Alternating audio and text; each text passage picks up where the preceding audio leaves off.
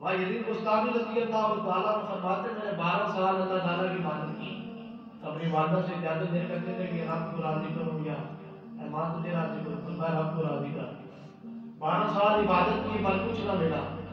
جب واپس آئے تو والدہ نے حالت دیکھی، رب کی بارگاہ میں ہاتھ اٹھا دیے، فرمایا کہ یا باری تعالیٰ میرا بچہ 12 سال تیری بارگاہ میں رہا، ابھی تک اس کو مقام معرفت نہیں ملا، ابھی تک یہ ولایت کے مقام تک نہیں پہنچا۔ اور یزید بستامی فرماتا 12 سال تک مجھے وہ کچھ نہ ملا، عبادت کر کے، ریاضت کر کے، سجدے کر کے، رکوع کر کے، راتوں کو قیام کر کے وہ کچھ نہ ملا جو ماں کے ہاتھ ٹوٹے ہوئے ہاتھوں سے ملا۔ تو والدین کی دعا کو چھوڑ کر یا والدین کی حکمت کو چھوڑ کر، والدین کی شوقت کو چھوڑ کر کوئی کسی پیر کے پاس بھی چلا جائے اس کو کچھ نہیں ملے گا، کچھ نہیں ملے گا۔ حضرت ویسے کرنی رضی اللہ تعالیٰ عنہ نبی علیہ السلام کی بارگاہ میں پہنچے، ماں نے فرمایا تھا بیٹا مجھے مارو، جلدی واپس آ جائے، واپس آ جائے۔ صحابی نہیں بن سکے، تابعی بنے۔